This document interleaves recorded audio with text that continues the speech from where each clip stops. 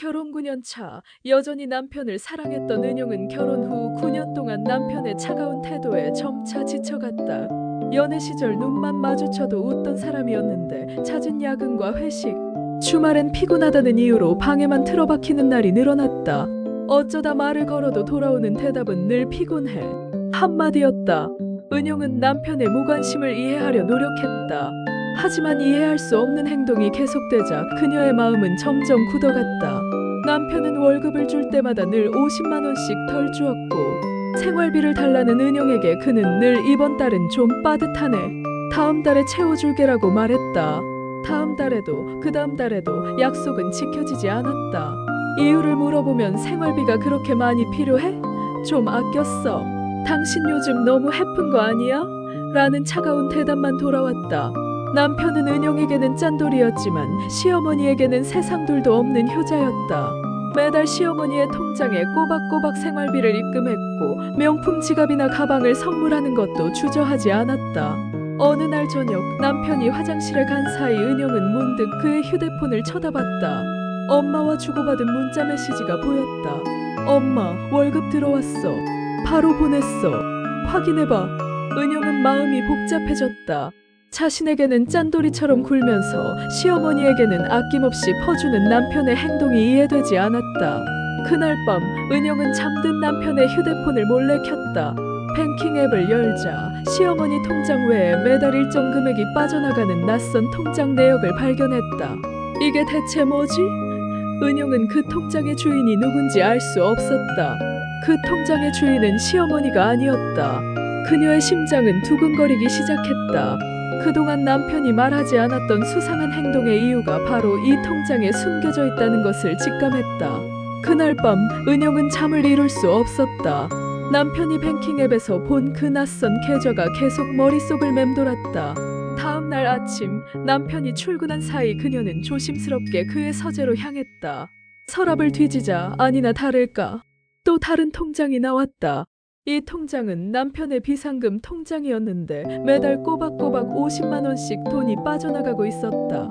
은영은 당장 은행으로 달려가 통장 거래 내역을 모두 출력했다.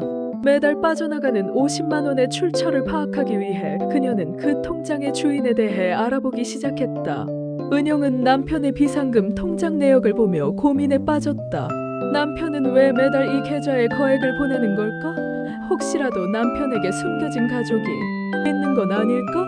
아니면 내가 모르는 다른 여자가 있는 걸까? 온갖 상상이 그녀의 머릿속을 스쳐 지나갔다. 남편에게 물어볼까 생각도 해봤지만 경석의 차가운 눈빛과 단호한 목소리가 떠올라 입을 뗄 수가 없었다. 그녀는 혼자서라도 이 진실을 파헤치기로 결심했다. 결국 은영은 시어머니를 찾아갔다. 남편의 낯선 통장 내역에 대해 조심스럽게 물어봤다. 시어머니는 아무것도 모른다는 듯 시치미를 뗐다. 아, 그게 왜 나한테만 보내는 줄 알았는데 너한테도 보냈겠지. 내가 이런 것까지 신경 써야 하니? 은영은 시어머니의 차가운 대답에 절망했다. 역시 어머니도 모르시는구나. 그럼 이 모든 게 남편의 이중생활 때문이었구나. 은영은 모든 것을 포기하고 돌아가려 했다. 그때 시어머니의 말에서 뭔가 이상한 점을 발견했다. 아이고, 경석이 그놈이 또 늦었네. 언제쯤 오려나? 그놈의 비밀 통장 때문에 나까지 속 썩이네. 은영은 화장실에 간다는 핑계로 시어머니의 대화를 엿들었다. 그리고 그 충격적인 한마디를 듣게 된 것이다. 시어머니는 남편이 비밀 통장에 대해 알고 있었다. 아니, 어쩌면 그 통장과 관련된 비밀의 주범일지도 모른다는 의심이 들었다. 며느리는 남편의 비밀 통장에 대해 알게 되자마자 이 모든 갈등의 원인이 시어머니라는 것을 직감했다. 은영은 충격에 휩싸였다. 남편의 짠돌이 행각이 시어머니의 비밀과 연결되어 있다는 것을 직감했다. 시어머니가 왜 며느리에게는 인색하면서 아들에게는 아낌없이 퍼주는 효자, 엄마 코스프레를 했는지 모든 퍼즐 조각이 맞춰지는 듯했다. 그녀는 조심스럽게 시어머니의 집을 뒤지기 시작했다. 그리고 한 구석에서 낡은 서류 봉투를 발견했다. 봉투 안에는 오래된 가족관계 증명서가 들어있었다. 그 증명서에는 충격적인 내용이 적혀 있었다. 남편 경석이 입양되었다는 사실이었다. 은영은 눈을 의심했다. 시어머니는 남편 경석을 낳지 않았다. 은영은 온몸에 소름이 돋았다.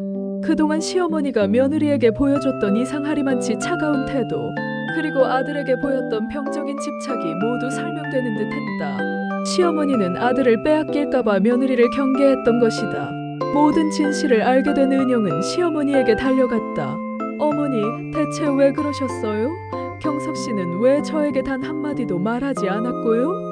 은영의 말에 시어머니는 잠시 당황하는 듯했지만 이내 모든 것을 털어놓았다. 자신이 아들을 낳지 못해 입양을 했고 이 사실을 평생 비밀로 간직하고 싶었다고 말했다.